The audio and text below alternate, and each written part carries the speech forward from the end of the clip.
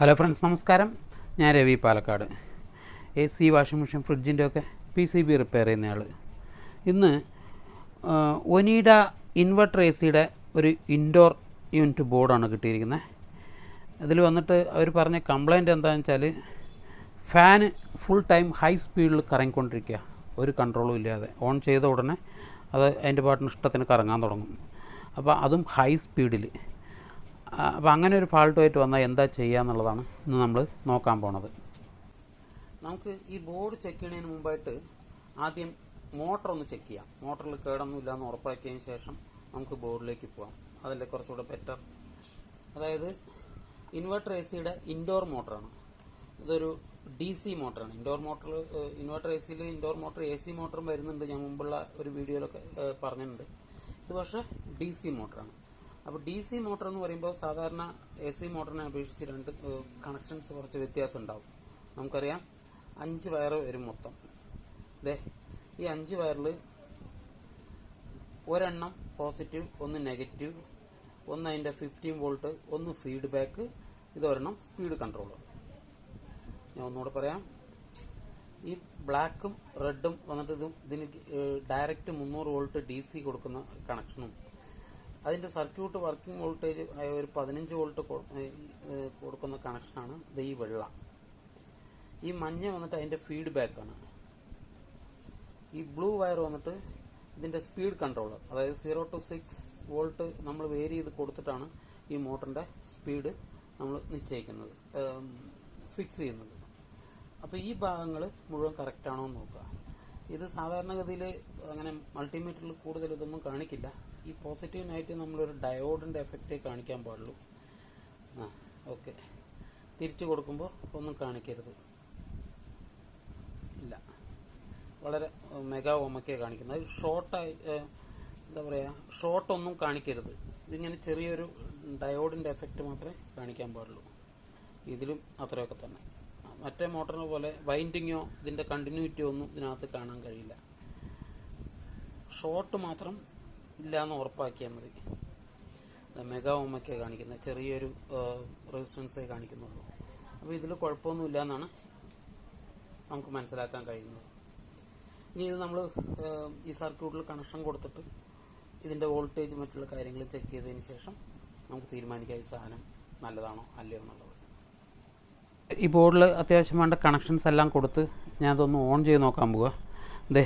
DC motor connection കൊടുത്തിട്ടുണ്ട്. അതിൻ്റെ sensor connections നോർമലായിട്ട് കൊടുത്തിട്ടുണ്ട്. ഡിസ്പ്ലേയുടെ കണക്ഷനും കൊടുത്തിട്ടുണ്ട്. എന്നിട്ട് നമ്മൾ ഇതിൻ്റെ ഇൻപുട്ടിൽ നോർമലായിട്ട് 230 വോൾട്ട് കൊടുക്കണടുത്ത് 230 വോൾട്ട് കൊടുത്തിട്ട് ഒന്ന് ഓൺ ചെയ്ത് നോക്കാം. അപ്പോഴല്ലേ അറിയുള്ളൂ ഇതെന്താ ഫാൾട്ട് എന്നുള്ളത്. ഓൺ ചെയ്തിട്ടുണ്ട്. ഓട്ടോയിൽ 22.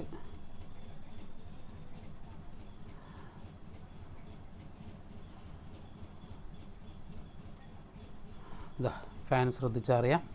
ഹൈ സ്പീഡിൽ എന്നുവെച്ചാൽ ഒരു നിയന്ത്രണവുമില്ല, ഹൈ സ്പീഡിൽ കറങ്ങിക്കൊണ്ടിരിക്കുക, ചോദിക്കാതെ തന്നെ. അതാണ് അതിൻ്റെ കേടും. നമുക്കതെന്താ കംപ്ലൈൻറ്റ് എന്നുള്ളതൊന്ന് നോക്കാം.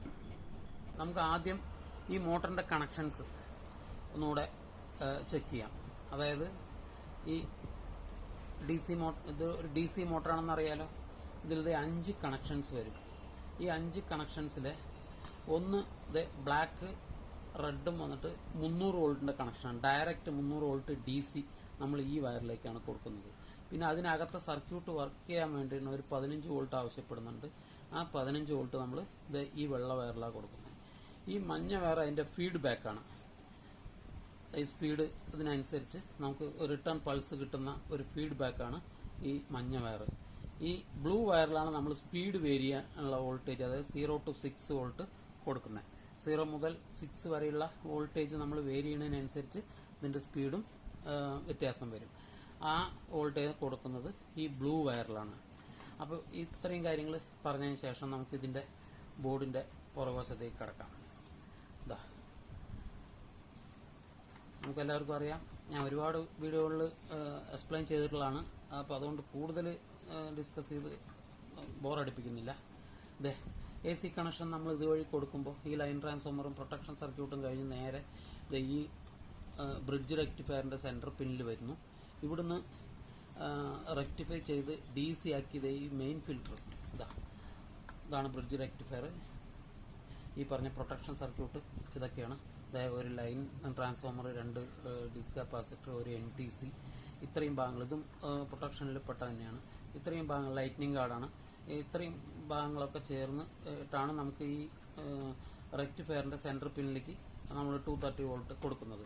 ഈ 230 വോൾട്ട് ഇവിടെ കൊടുക്കുന്ന 230 വോൾട്ട് റെക്ടിഫൈ ചെയ്ത് DC ആക്കി ഇത് പുറത്ത്, അതായത് പൾസിനേറ്റ് DC ആക്കി പുറത്ത് വരികയും ഈ കപ്പാസിറ്റർ ഫിൽട്ടർ ചെയ്ത് അതിനെ വീണ്ടും പ്യുവർ DC ആക്കി നമുക്ക് തരുകയും ചെയ്യാന്നുള്ള കാര്യം നമ്മൾ ഒരുപാട് വീഡിയോയിൽ ആവർത്തിച്ചിട്ടുള്ളതാണ്. അത് എന്നിട്ട് ഈ വരുന്ന ഇതാണ്ടോ, ഇത് നെഗറ്റീവ്, ഇത് പോസിറ്റീവ്. ഈ പോസിറ്റീവ് ലൈൻ നേരെ 300 വോൾട്ട് നമുക്ക് ഈ ഫാനിൻ്റെ വർക്കിംഗ് വോൾട്ടേജിലേക്കാണ് കൊടുക്കുന്നത്. അതായത് DC ഫാൻ ആയതുകൊണ്ട് ഞാൻ മുമ്പേ പറഞ്ഞു 300 വോൾട്ട് ഇതിലേക്ക് ആവശ്യമാണ്. ഈ നെഗറ്റീവ് കണക്ഷൻ ഇവിടെയും ഈ പോസിറ്റീവ് കണക്ഷൻ ഇവിടെയും വന്ന് ഈ 2 പിന്നുകളിൽ നമുക്ക് 300 വോൾട്ട് കൃത്യമായിട്ട് കിട്ടും. അതേപോലെ തന്നെ ഇതിലേക്ക് വന്നിട്ട് ഒരു 15 വോൾട്ട് കൊടുക്കണം.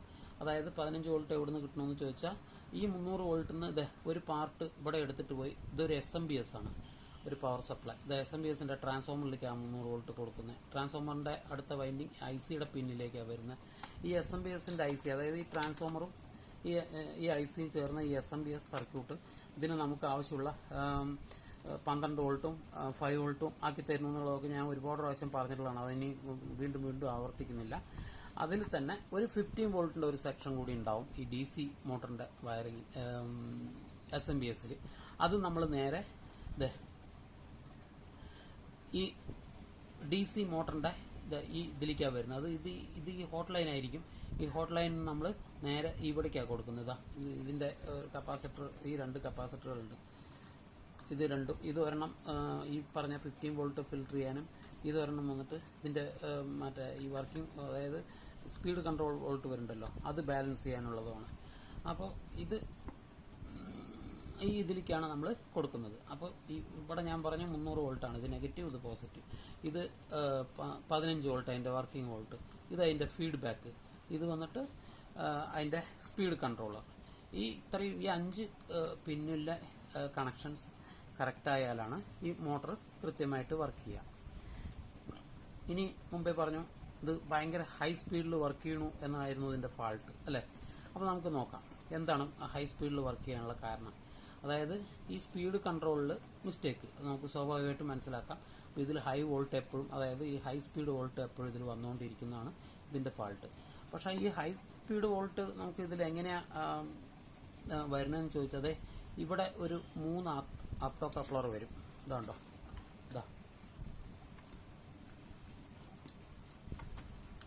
ഈ 3 ആപ്റ്റോ കപ്ലറിൽ ഇത് സ്പീഡ് കൺട്രോളിൻ്റെയും ഇത് ഫീഡ്ബാക്കിൻ്റെയും ഇത് സ്വിച്ചിങ്ങിൻ്റെയാണ്. നമ്മൾ സ്വിച്ച് ഓൺ ആവുന്ന സമയത്ത് ഇതുവഴിയാണ് നമ്മൾ കമാൻഡ് പാസ് ചെയ്യേണ്ടത്.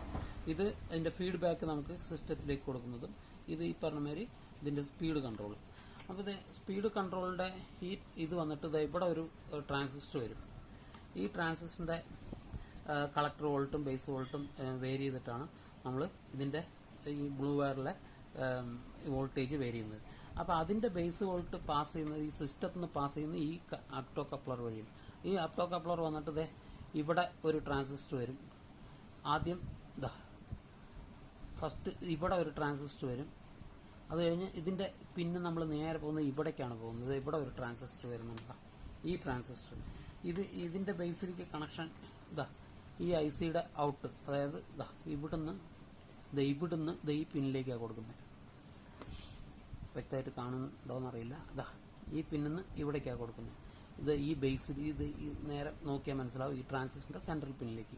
അപ്പോൾ ഇതിൽ വരുന്ന വോൾട്ടേജിനനുസരിച്ചാണ് ഈ പിന്ന് നേരെ വരുന്നത് ഈ ആപ്റ്റോ കപ്ലറിൻ്റെ ഈ പിന്നിലേക്കാണ്, അതായത് ഇങ്ങേറ്റത്തെ ഇതിൽ. അപ്പോൾ ഈ പിന്നിൽ വരുന്ന വോൾട്ടേജ് വേരിയേഷൻ അനുസരിച്ചാണ് നമ്മൾ ഇതിൻ്റെ ഔട്ട് എടുത്തിട്ട് ഈ ട്രാൻസിസ്റ്റർ ഇവിടെ ഒരു വരും. അപ്പോൾ ഈ വോൾട്ടേജ് നമ്മൾ ബാലൻസ് ചെയ്യുന്നത്. അങ്ങനെയാണ് ഇത് സ്പീഡ് കൺട്രോൾ ചെയ്യുന്നത്.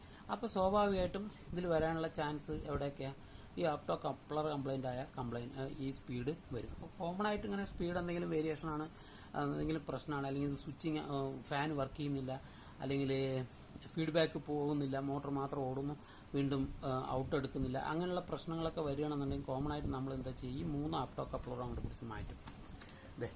ഇത് 3ഉം മാറ്റിവിട്ടാൽ ആ പ്രോബ്ലം സോൾവ് ആവും.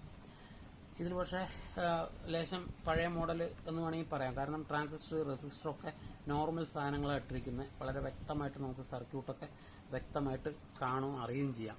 SMD എന്ന് പറയാൻ ചെറിയ പാർട്ടുകളൊന്നും തന്നെ ഇല്ല. ഈ മെയിൻ IC മാത്രമേ SMD കൊടുത്തിട്ടുള്ളൂ. അപ്പോൾ അതുകൊണ്ട് തന്നെ ഇതിൻ്റെ ഫംഗ്ഷൻ നമുക്ക് വളരെ വ്യക്തമാകും. ഈ ഡിസ്ക് കപ്പാസിറ്ററുകൾ ഏതെങ്കിലും ലീക്ക് ആയാലും ഈ പറഞ്ഞ കംപ്ലൈൻറ്റുകൾ വരാം.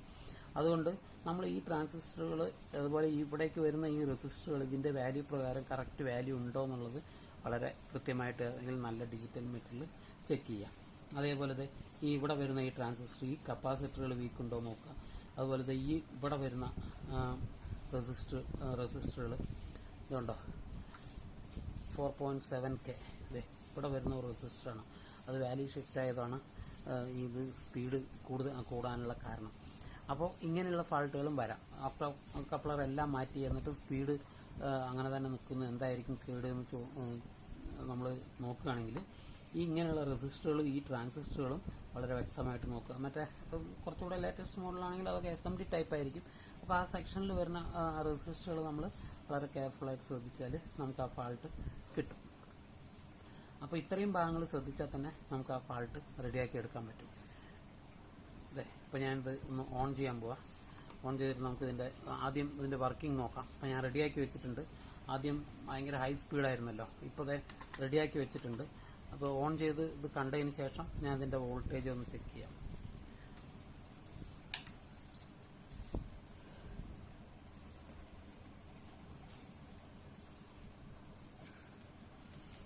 നമുക്ക് മീറ്ററിൽ DC വോൾട്ട് സെലക്ട് ചെയ്യാം.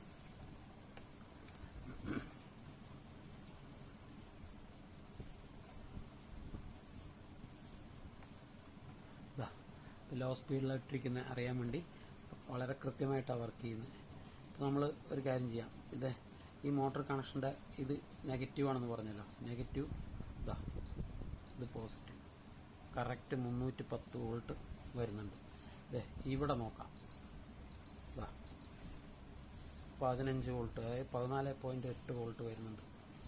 ഇവിടെ നോക്കാം, ഫീഡ്ബാക്ക്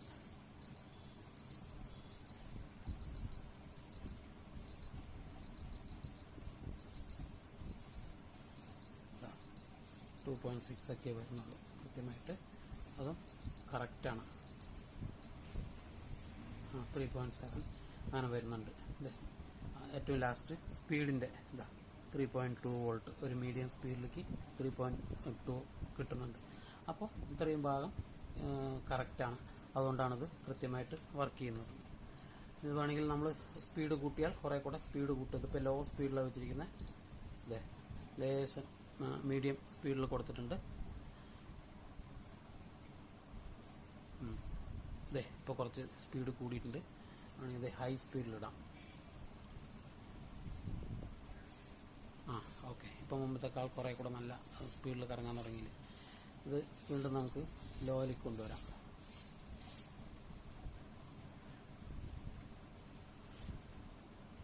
ഓക്കെ, വീണ്ടും ലോ സ്പീഡിൽ വന്നു. ഇത്രയും ഭാഗങ്ങൾ ഇഷ്ടപ്പെട്ട ഷെയർ ചെയ്യുക, ലൈക്ക് ചെയ്യുക, സബ്സ്ക്രൈബ് ചെയ്യുക. Thank you.